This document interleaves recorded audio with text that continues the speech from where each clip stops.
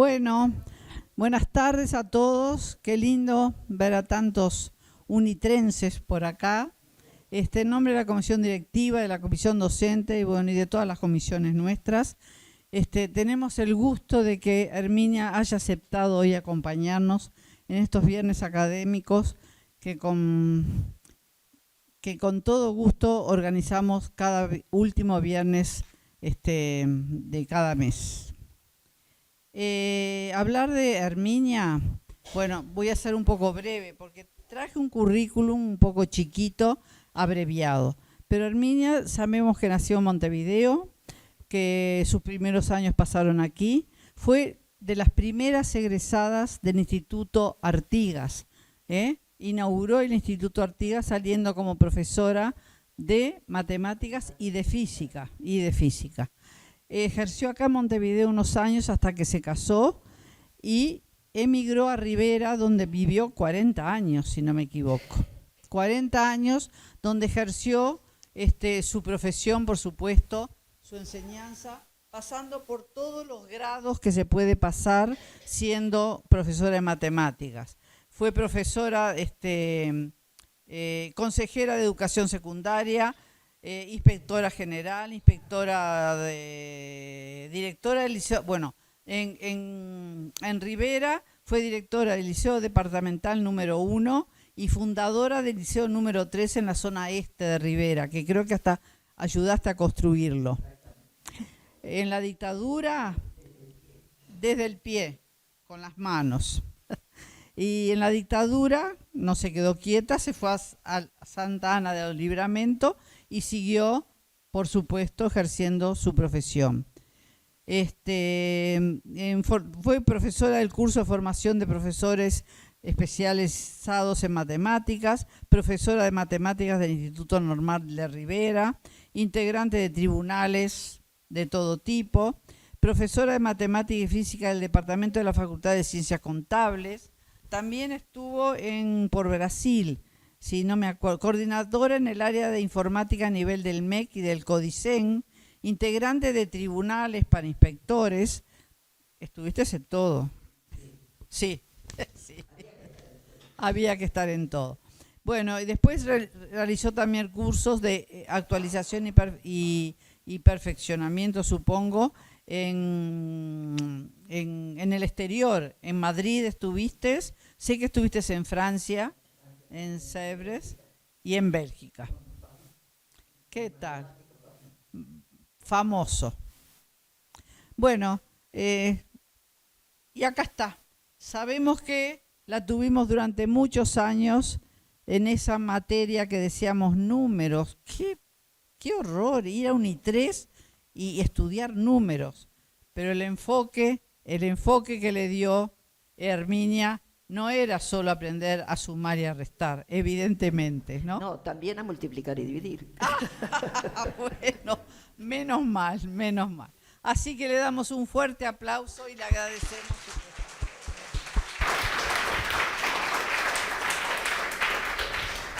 Bueno, esta presentación me apabulla con tantas cosas que dijiste. Bueno, es un placer estar aquí con ustedes, tratando de explicarles y contarles lo que fue nuestra experiencia en la UNI3 con el llamado Números, el curso llamado Números. Veo acá a muchos de los integrantes de mi taller y bueno, van a tener más de lo mismo, les digo, porque seguramente ustedes ya conocen todo lo que voy a decir.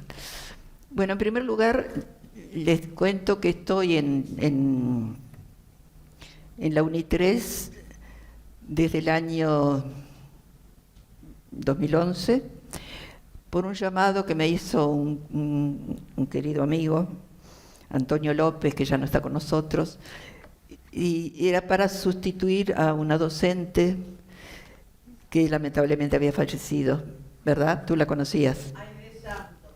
Sí. Una mujer extraordinaria, que muy amiga de Alondra y que estuvo desde el principio, de los primeros años, en UNI3. Bueno, fue así que empecé por septiembre, por una cosa así, y al principio encaré el curso desde un punto de vista, digamos, más formal, ¿verdad? Dando un tema matemático y después dando ejercicios sobre ese tema. Pero, ¿qué realidad tenemos en la UNI3? Que los talleristas de UNI3 tienen diferentes formaciones. Si bien todos tenían los mismos intereses, matemáticamente tenían diferentes niveles, obviamente. Como es natural, ¿verdad? Porque unos vienen de una carrera, otros vienen de otra, otros porque nunca se habían dedicado a la matemática y si les habían interesado, entonces ahora les interesaba y se pusieron en el taller. Entonces, en matemática, cuando tenés distintos niveles, es bastante difícil encarar un programa, digamos, clásico. Entonces, de ese estudio de las características de los que integran la UNI3, los que se acercan a la UNI3, vimos que había cosas e intereses comunes, ¿no? Con sus propias palabras, que me lo dijeron, los que estaban en mi taller eran personas con interés de continuar cultivando el pensamiento, provenientes de diferentes orientaciones, que les interesaba ejercitar su mente, razonar y divertirse mientras adquieren nuevos conocimientos. Muchos de ellos están acá y se acordarán de que pusieron eso en una presentación que hicimos. Quiere decir que estos talleres para mí tienen un objetivo importantísimo, ¿no? Que es estimular la capacidad de razonamiento. Dar también conocimientos de matemática, pero sabiendo que la base que tienen todos los talleristas no es la misma, ¿no? Entonces hay que saber hasta dónde llegamos con la temática.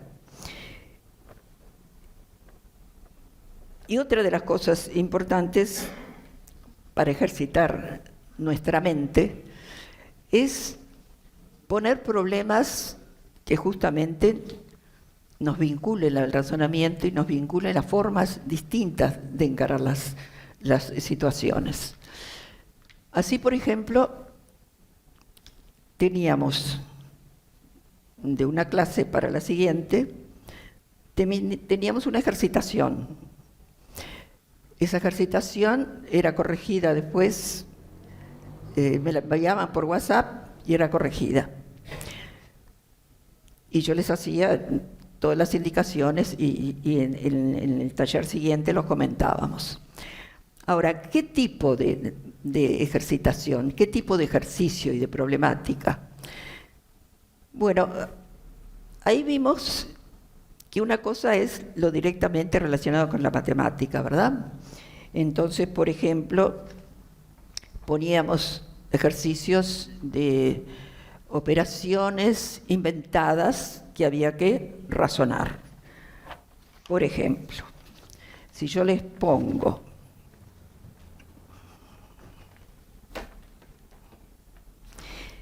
supongamos una operación que sea una operación estrella, ¿no? Entonces, 1 estrella 4, pongo es igual 5. Ahí ya parece que fuera ¿qué? Una suma. Pero resulta que 2 estrella 5 es 12. Así que ya no es lo mismo. Y después le pongo que 3 estrella 6 es 21. Y después le pregunto, 4 estrella 7, ¿cuánto es? Es decir, que ahí nos encontramos, por ejemplo, con una situación que exige un razonamiento personal, que se va de las operaciones normales. Entonces hay que empezar a encontrar vínculos, vinculaciones, piensen un poquito a ver si se les ocurre algo. Es decir, que esta operación estrella no es ni suma, ni resta, ni multiplicación, es una operación más compleja. 32, 17, 32, 32, se suma, le Muy bien. Explíqueme el razonamiento. A ver, ahí. 4 por 7 más 7. Perdón, 4 por 7 más 4. 28 más 4. Ah, acá estamos. ¿Están de acuerdo? No, la suma del primero se van sumando todos los sumandos y van dando los resultados. El primero es suma 5, más 5 más 2, 12, 12 más 6 más 3, 21, 21 más 7 más 4, 30. Ahí tenemos dos maneras de encontrar. Otra, la diferencia entre 5 y 12 son 7, entre 12 y 21, 9, el siguiente sería 11, siguiendo progresión. Pero están brillantes hoy, ¿eh? Absolutamente brillantes. Bueno, ejercicios de este tipo ya ven que nos mueven un poquito, porque decimos, la operación, yo sé, sumar, restar, multiplicar, dividir, y con suerte sacar la raíz cuadrada, ¿no? Y alguna otra. Pero veo que están realmente muy rápidos. Todos siguieron los razonamientos, los distintos razonamientos. Bueno, este es un tipo de ejercitación de las formas de razonamiento que es independiente en realidad del nivel de estudios que tengamos de matemática, ¿no? Pero entonces, ¿qué estamos haciendo? Ejercitando nuestro razonamiento. Otro tipo de problemas que solíamos poner son los llamados de pensamiento lateral, que no le gustaban mucho. ¿Qué quiere decir pensamiento lateral? Que a uno se les hace un planteo y uno piensa que es por este lado, pero de repente no, tenés que dar toda la vuelta.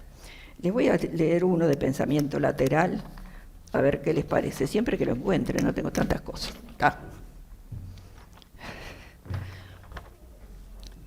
Dice así: un viajero llega a una pequeña ciudad. Nunca la había visto antes, ni sabía nada sobre ella ni sobre sus habitantes. Necesitaba un corte de pelo y había 2 barberías cercanas en la calle principal. Eran las únicas de la ciudad. El hombre las estudió con cuidado. Una estaba limpia y ordenada. El bien peinado barbero barría las últimas trazas de cabello. La otra barbería estaba sumamente desordenada. El desgreñado barbero estaba ahí un poco indiferente en una silla. Ambos negocios cobraban lo mismo por un corte de cabello.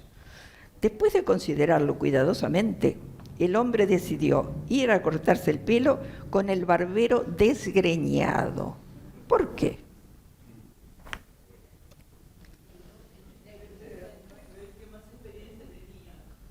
A ver allá.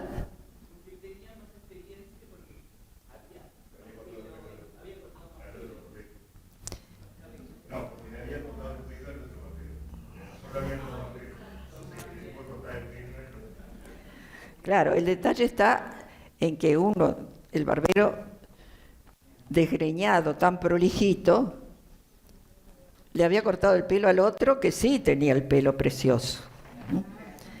Entonces ahí hay que hacer ese razonamiento lateral, se llama, ¿no? Un pensamiento lateral. Porque en general, si vemos que todo está ordenado y precioso, ahí nos parece que es el camino, ¿no? Bueno, de esto del pensamiento lateral hay una cantidad. Hay uno que es muy rápido y muy curioso y es famoso además. Una persona, un muchacho joven, entra a un bar y le pide un vaso de agua. El que le sirve el vaso de agua, lo encañona y le dice: te voy a matar.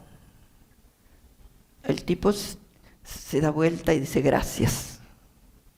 ¿Qué le pasaba a ese señor? Tenía hipo, perfecto. Le dio un susto y tenía hipo.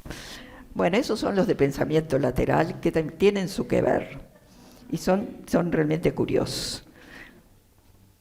Bueno, así que lo de las operaciones, esos son algunos de los problemas. Ahora, ¿Qué temas dimos, no? ¿Cuáles fueron los temas a que nos dedicaron en estos años? Como les dije, después de dar unos años de un programa, diríamos, más clásico, nos pusimos de acuerdo que era mejor tomar un tema determinado y trabajar sobre ese tema. Les cuento algunos de los temas que tuvimos. Uno, por ejemplo, creo que de los primeros fue cine y matemática. Uno piensa en el cine y capaz que no nos imaginamos cómo podemos estar relacionando el cine y matemática, pero hay algunos tipos de películas. Nosotros vimos La habitación de Fermat, que tiene todo un tema que en definitiva tiene una resolución matemática. Y también están los temas como en el código Enigma, no sé si lo vieron, que a través de un cálculo matemático se soluciona un problema de guerra. Y también están los temas de cine relacionados con la vida de un matemático. Así que a través del cine tenemos también distintas cuestiones. Bueno, también las formas de contar a través de la historia, cómo evolucionaron los sistemas numéricos, desde el maya al arábico, hasta los sistemas binarios y los que usamos ahora en esta modernidad. Otra cosa un poco curiosa fue que encontramos también los piropos matemáticos. Y hay una cantidad de piropos matemáticos, aunque ustedes no lo crean. Por ejemplo, mi amor es como el número pi, infinito, irracional, muy importante. Otro que tiene una regla de 3. ¿Qué hice con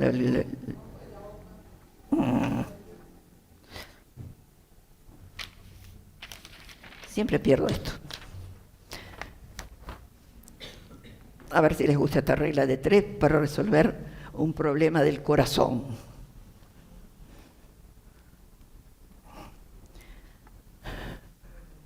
Una regla de 3. Te busca, entonces te quiere. No te busca, X. ¿Se acuerdan de la regla de 3 simple? X era igual. Te quiere por no te busca. Te quiere por no te busca. Sobre te busca. Bueno, ¿se acuerdan cómo ser el T con el T, el bus con el T? ¿Y que llegamos? A que no te quiere. ¿Tá? O sea que un razonamiento de regla de 3 nos puede indicar también qué hacer con alguien que no te busca.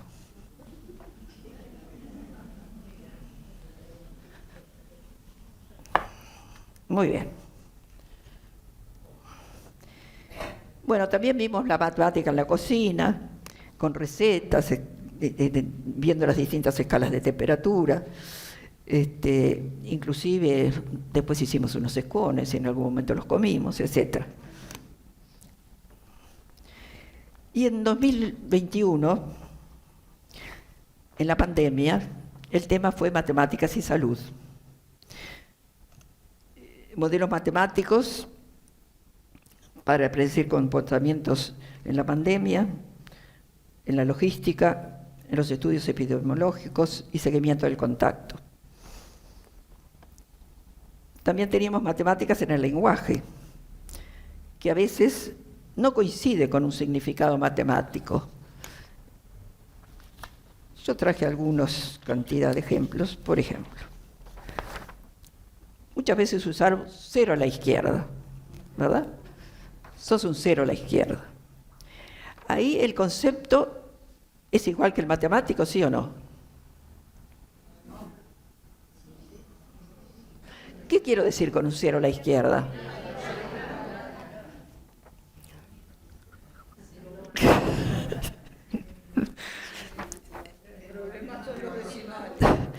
que el 0 a la izquierda, que no sirve para nada. Y el 0 a la izquierda, si yo lo pongo en 118 y escribo 20 ceros a la izquierda, sigue siendo 118, ¿verdad? O sea que no sirve. Miremos otras. Es el número 1. ¿Qué quiere decir? Es el número 1. El primero, aquel bárbaro. No. Ahí tiene que ver algo con la matemática, pero un poquito, porque según en qué sistema de numeración trabajamos, el 1 hace esa tarea o no. Está más solo que el 1. Eso también.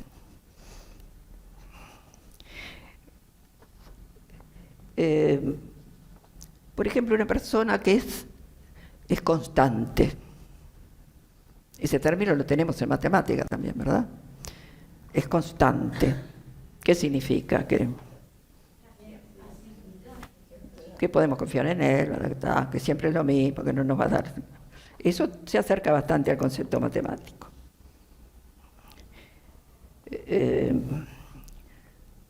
Muchos con la geometría, por ejemplo, círculo de amistades, dar un giro de 180 grados, ¿qué significa? Que quedas al revés. Salirse por la tangente, ese está buenísimo. Salirse por la tangente, también allá, nos fuimos ahí. ¿Me tengo que salir por la tangente? No. Vidas paralelas. Las vidas paralelas tienen eso, ¿no? Que no tienen un punto de encuentro. Diametralmente opuestos. También es una expresión de ese tipo. Triángulo amoroso. Ya sabemos lo que es.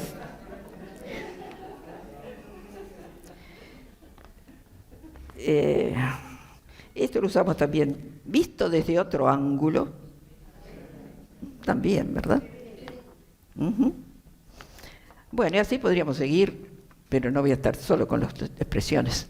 Yo tengo una amiga que es más fácil que la tabla del 1. Eso está muy lindo, eso está muy lindo. La tabla del 1 está genial. No lo tenía ese. Hemos agregado uno más. Y si decimos que el 1 es un número primo, que el primo...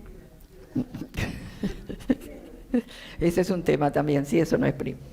Bueno, estos serían algunos ejemplos también de eso. Bueno, así que tenemos bastantes expresiones que podemos usar.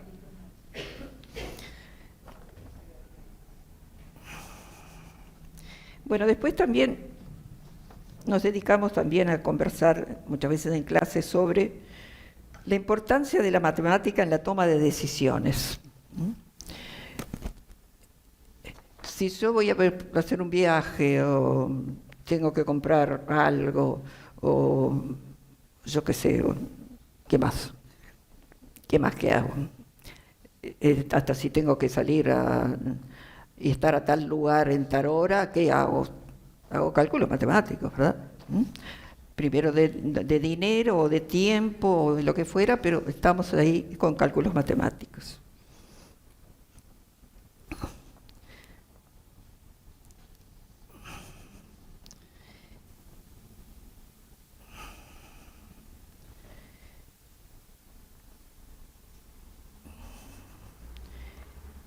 Otra cosa muy interesante que hicimos con el profesor Guillermo Larralde es ver el vínculo que tiene la matemática y los bailes folclóricos. Él incluso estuvo en el aula y intercambiamos cosas, hasta bailamos tango, ¿se acuerdan? Los que están aquí. Bueno, porque...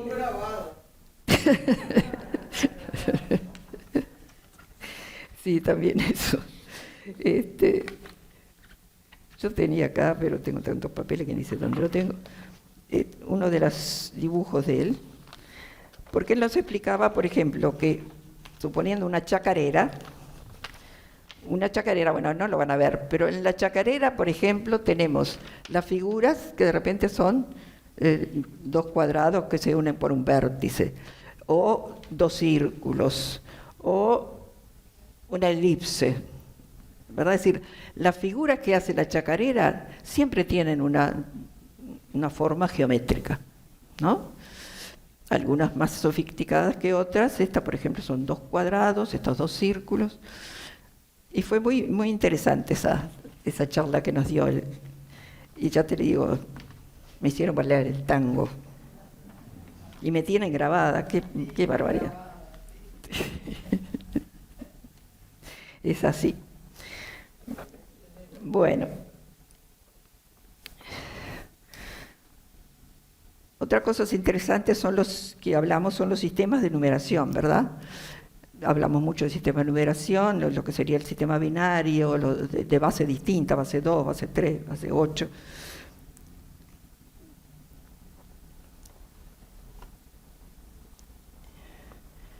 Y la matemática en el deporte. En el deporte hay muchos temas relacionados con la matemática, especialmente con la geometría. En parte, el balón es todo un tema, ¿no? Porque el balón que nos parece esférico, en realidad no es esférico. Tiene más de dodecaedro regular, de isocaedro, icosaedro regular. Y las formas de las pistas de atletismo, que también tiene que ver mucho con la geometría. Bueno, ahora quisiera que vieran algo por pantalla, porque fue muy interesante para mí 3 temas que vimos, que fueron matemática y arte, matemática y música, matemática del cuerpo humano y matemática y poesía. Entonces voy a ver si esto se...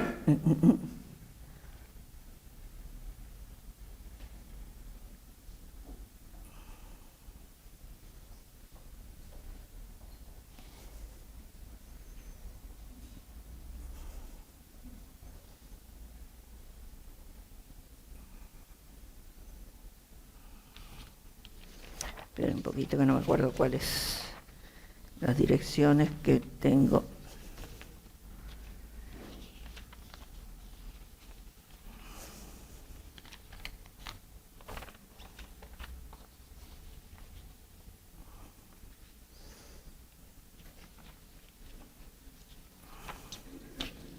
Epa.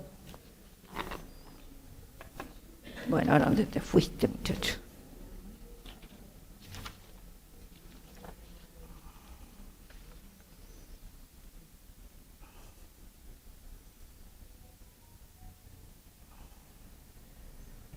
¿Estamos ahí? El arte y la matemática.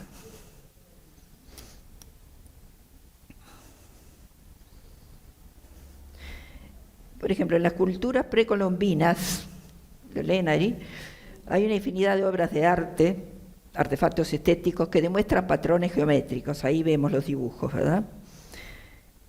En el Renacimiento se intensificó más cuando los artistas se dieron cuenta de que con nociones básicas de la matemática, como la perspectiva o la simetría, podrían hacer que las obras fueran más realistas. Y aquí tenemos el famoso Hombre de Vitruvio de Leonardo da Vinci, en que hace después él un estudio de las proporciones. Observen cómo se inscribe en un cuadrado el hombre, ¿no? ¿Lo ven el cuadrado? Con la altura y la extensión de las manos.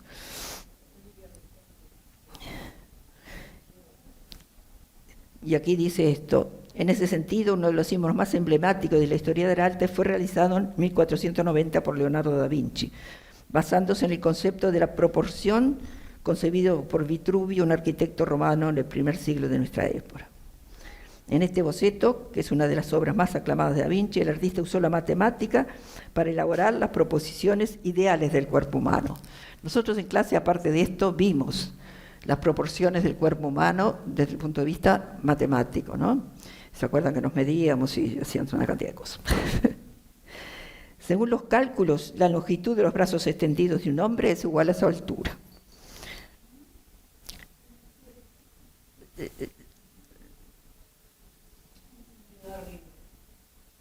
¿Está ahí? Sí. Y bueno, este es el hombre de Vitruvio que dijimos. Esta es otra figura. Pero le vuelvo a poner el hombre de Vitruvio, ¿verdad? Verán, la relación con la geometría es evidente, ¿no? Otro de los temas que estuvimos estudiando nosotros fue las proporciones esas del cuerpo humano. Y lo hicimos a través de la Vitruvio. Después hay otra proporción en matemáticas que se llama la proporción áurea, que es una constante irracional, un valor aproximado de 1,618, como dice ahí. Y esa proporción se utiliza mucho para las obras arquitectónicas y pictóricas, ¿no? Aquí tienen la Mona Lisa, donde se está estudiando la proporción áurea, que la proporción áurea se explicita por esa curva que está haciendo allí y que incluye perfectamente el rostro de Mona Lisa. Y como dice acá, la proporción áurea es un patrón que se repite en la naturaleza, es por ello tan fascinante y tan aplaudido por muchos artistas renacentistas que querían recuperar los ideales de la antigüedad, pero al mismo tiempo fundamentar su arte en hechos científicos. La Mona Lisa, esta obra maestra de Leonardo, presenta la proporción áurea en el rostro, así como en la relación cuello-cabeza. ¿Ven? La proporción áurea está en el rostro. El arte y la matemática en las obras de Vassilo Kandinsky. Esto es evidente, ¿verdad? Fíjense todas las... ¿Por qué se ve mal? Porque yo lo pongo mal. Tendría que ponerlo en otro sentido. Bueno, se ve igual, ¿no? Bueno, entonces ahí en Kandinsky tenemos figuras geométricas, cualquier cantidad, ¿verdad?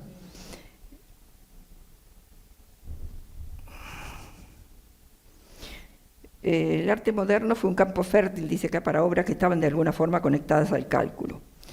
Kandinsky, lo que estábamos viendo, es conocido por sus obras de arte abstracto y por ser profesor de la Bauhaus, que fue uno de los pintores que usó la matemática en sus creaciones. En sus trabajos, Kandinsky usó muchos conceptos matemáticos, círculos concéntricos, líneas abiertas y cerradas, triángulos, que es lo que estábamos viendo ahí, ¿verdad? Ahí lo tenemos. De todo lo que queramos encontrar está por ahí.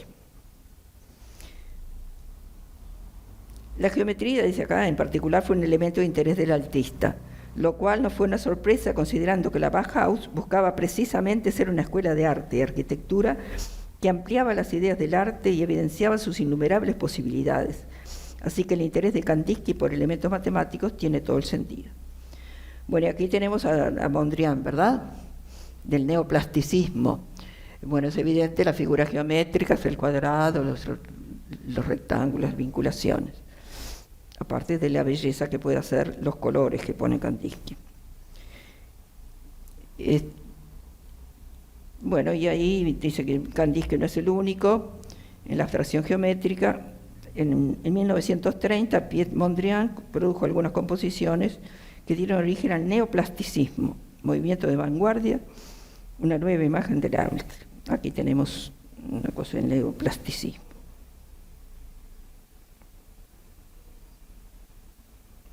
Bueno, vamos a dejarlo. Y después tenemos uno más moderno, ¿no? Jackson Pollock. No, habrá que voy a bajar esto.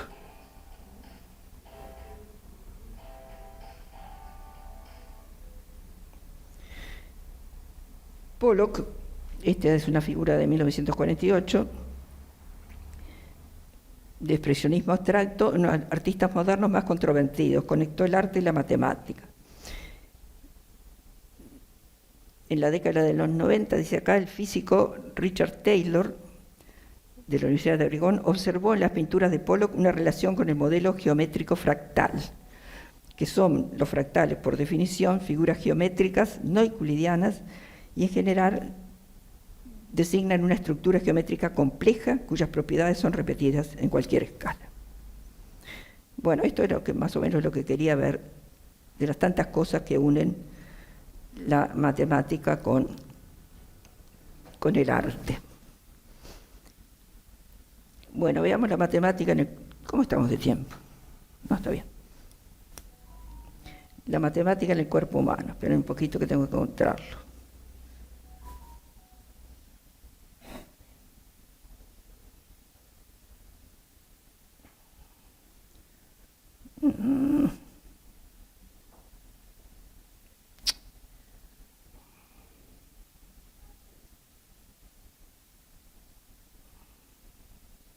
Bueno, parece que este no quiere venir.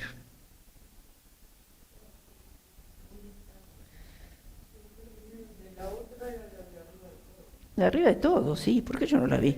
Porque se queda para abajo. Aplicaciones de la matemática en el cuerpo humano. Esto ya comentábamos, ¿no? Y se acordaban bien de esto. Bueno, volvemos otra vez a la proporción áurea. Y vamos a las medidas perfectas. Las cánones de belleza femenina indican que las medidas perfectas sería el famoso 90-60-90. Pero en el mundo de hoy ya no es esto. Entonces ahí te da una tabla, por ejemplo, si quieren, ¿se acuerdan que lo hicimos en clase? Nos medíamos. Las medidas perfectas, ¿cuáles serían? Quiere decir que también en la matemática del cuerpo humano también encontramos la parte de matemática.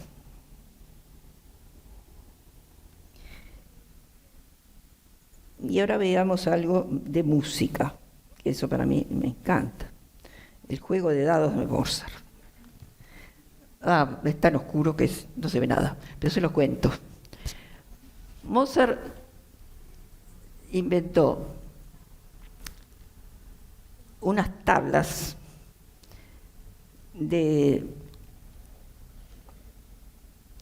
estoy pensando a ver si dicen qué año. No, que son valses de 16 compases cada uno, y escribió 176 compases numerados del 1 al 176 y los agrupó en 16 conjuntos de 11 compases cada uno. El procedimiento para generar un vals a partir de esa combinación y el uso del azar consiste en que cada compás del 1 al 16 se selecciona con dados y el correspondiente conjunto de 12 compases. Es decir, que inventó, uniendo números a notas, un sistema que de una forma aleatoria creaba música. Y música de Mozart, ¿no? Pero ¿qué resulta de eso matemáticamente? Que habría más de 45.949 billones de posibles realizaciones por la combinación que se hace entre esos determinados compases. Y entonces, haciendo un cálculo, cada 126.184 billones de años podría haberse escuchado un promedio. El promedio es en 44.728 años. Se escucharía una parte de la realización. Y 126.184 billones de años, por ejemplo, seguiríamos teniendo cánones diferentes.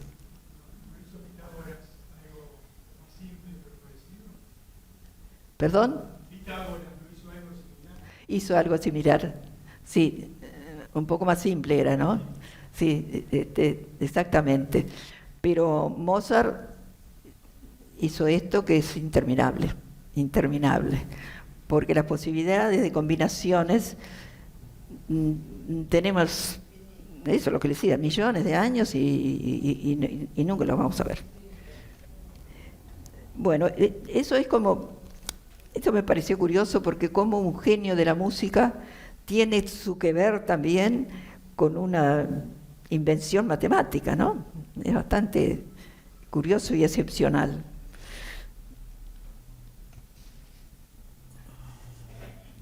Bueno, esto le quería de Mozart porque a mí siempre me pareció que el juego de dados de Mozart era algo impresionante. Bueno, y veamos ahora algo relacionado con la poesía, siempre que lo encuentre a Oulipo acá.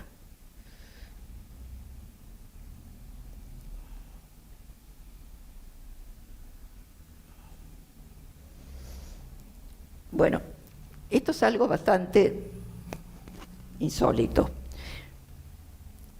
que son los juegos matemáticos en literatura. El grupo Oulipo, que era creo que se llamaba por Ouvrar de Literatura Potencial, obra de literatura potencial. Es una creación de 1960. Bueno, y los que lo crearon son Raymond Queneau y François Lelonès. Entonces, ¿qué es lo que hacían estos señores? La invención de nuevas estructuras mediante la combinación de literatura y matemática. El examen de obras literarias antiguas con el objetivo de encontrar rastros del uso de estructuras, formas y restricciones. Eso era. Pero miren lo que interesante, la búsqueda de formas, Les voy a mostrar lo que hacían. Estos eran el grupo Oulipo. Me parece que se la pasaban bastante bien.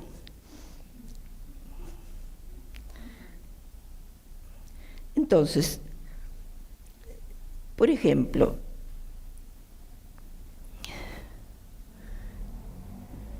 lo que hacían,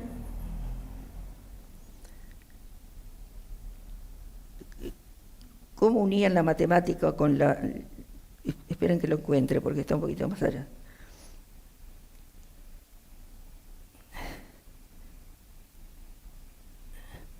Ellos unían la matemática a la literatura. Ay, ¿por qué se me tranca esto? Por ejemplo, hacían poemas, no lo encuentro aquí, con formas determinadas.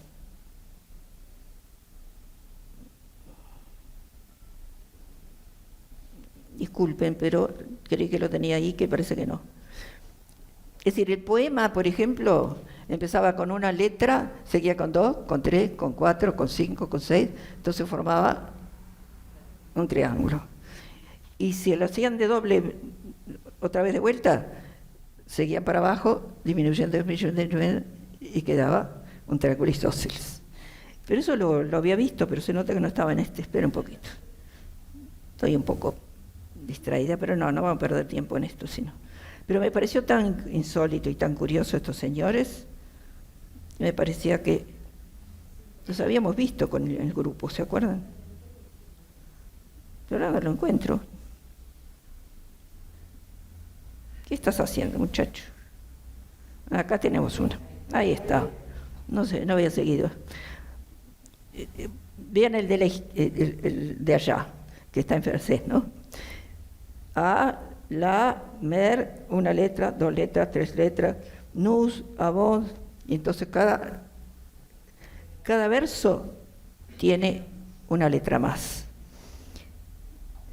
Y a veces le llamaban a eso bola de nieve, pero bola de nieve derritiéndose era esta de acá, ¿no? Que se agranda y se achica.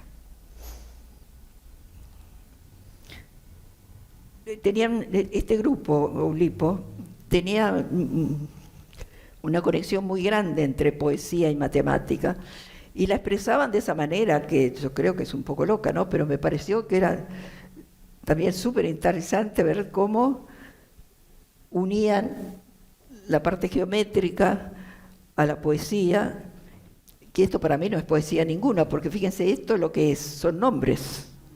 Por ejemplo, aquí está, por ejemplo, Italo Calvino, que era uno de ellos. Entonces después un nombre que tuviera una letra menos, y así sucesivamente. Me parece que tenían tiempo de sobra, parece, para dedicarse a esas cosas. Pero Pero es curioso, ¿no? Cómo se les ocurre unir la poesía a la matemática, en este caso a la geometría, y a la matemática también por la parte numérica. Bien.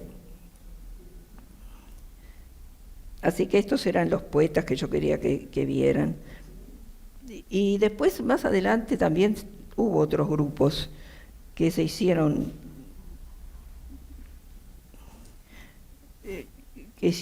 poemas, por ejemplo. A veces hacían poemas basados en permutaciones de palabras. ¿Saben lo que es permutación en matemática? Es cambiar el orden de los números, ¿no? O de las cosas o de lo que sea. Bueno, eso también lo usaban para hacer las sextinas famosas, las sextinas. Y ahí están los números de la permutación. Bueno, esto como cosas curiosas, ¿no? Aquí tiene una sextina de mis muertos, etcétera, etcétera. Bueno, y así que es todo un grupo que hizo todo ese estudio. Y se pasó para mi gusto, porque se llama poema binario. Y lo que hace binario, porque usa ¿qué? Solamente el 0 y el 1. Y los empezó a colocar en un cierto orden y dando una cierta forma. Y él dice que es un compositor de matemática y de poesía. Bueno, está un poco raro, ¿no? Pero es curioso, ¿no? Como los poetas también quieren de alguna manera unirse a las actividades matemáticas, ¿no? Me pareció, lo habíamos visto esto también en el curso, y es una cosa bastante curiosa. Bien.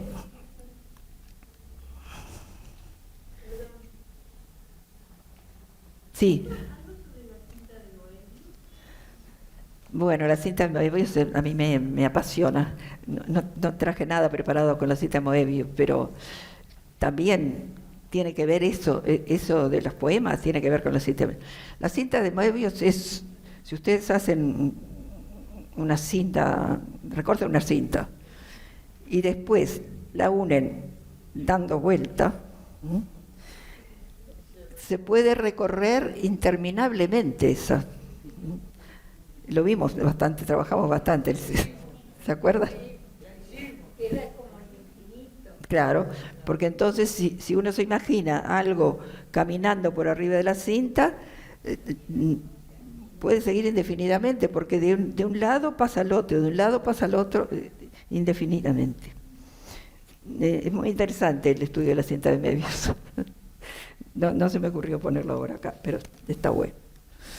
Bien.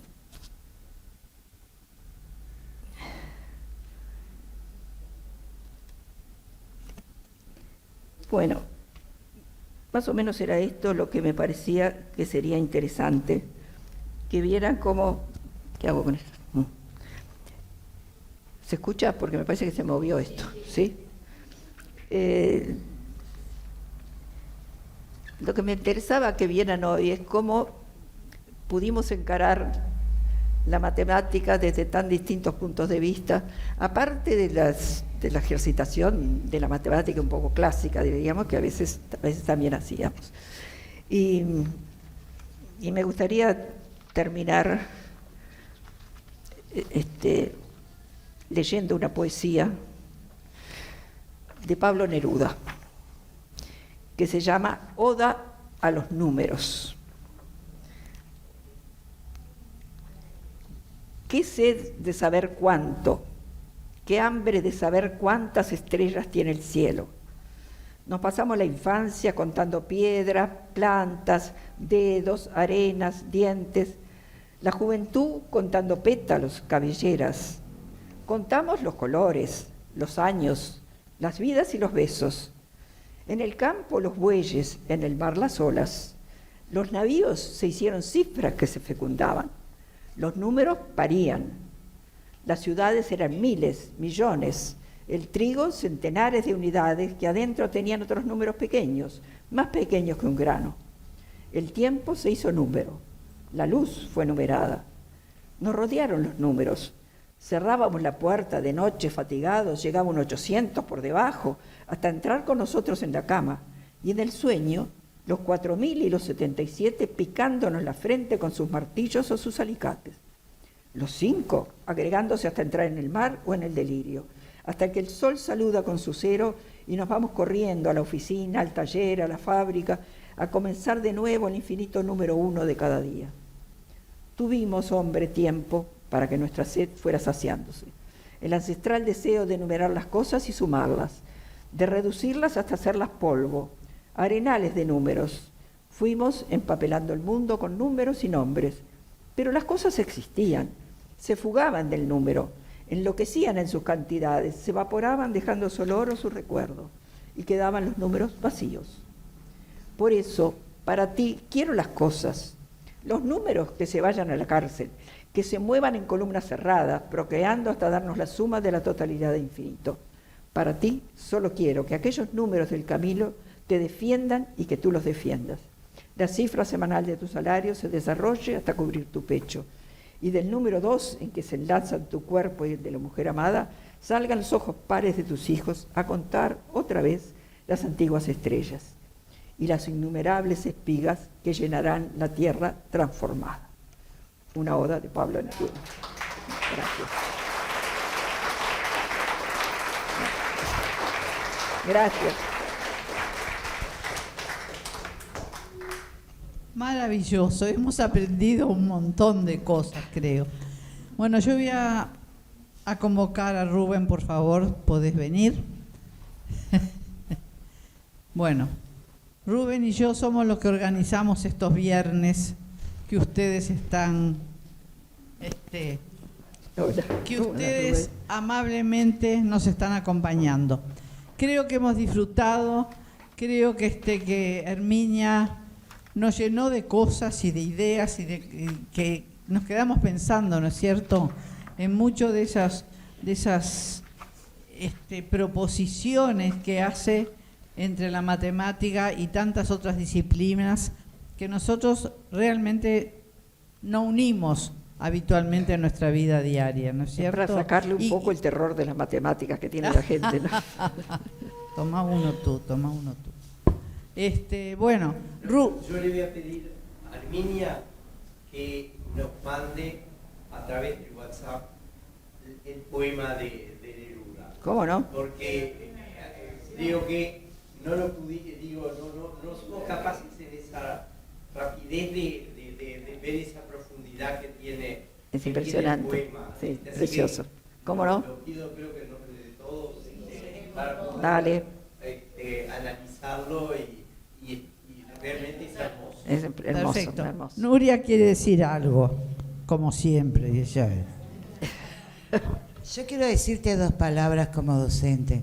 Te felicito, porque sos la muestra de que has elegido una carrera que has defendido hasta el último día de tu vida activa, porque vas a seguir viva entre todos nosotros por muchos años. Pero qué divino es llegar a ser tan feliz por ser docente. Hoy que tanto se habla de los docentes, este es un ejemplo de docente y yo realmente de corazón te felicito. Muchas gracias, muchas gracias. Y lo decís con conocimiento de causa, porque también acá hay muchas personas que fueron maestras, profesores, Claro. docentes y siguen con esa vocación. Creo que es una vocación que se va con nosotros, ¿no es cierto? Está muy adentro. Herminia, no sabes cómo te agradecemos, realmente. Espero que nos sigas visitando. ¿Cómo no? Yo agradezco a UNI3 que me haya que me haya permitido hacer esta experiencia después de haberme ya jubilado, etcétera, etcétera, y poder hacer esta experiencia que fue muy removedora y muy innovadora para mí. Les agradezco mucho. Es lo que tiene UNI3, ¿no es cierto? Brindamos cosas nuevas, experiencias nuevas, damos oportunidades nuevas y bueno, y lo disfrutamos, realmente lo disfrutamos y espero que ustedes hayan disfrutado realmente este encuentro con Arminia. Muchas gracias. Gracias a ustedes.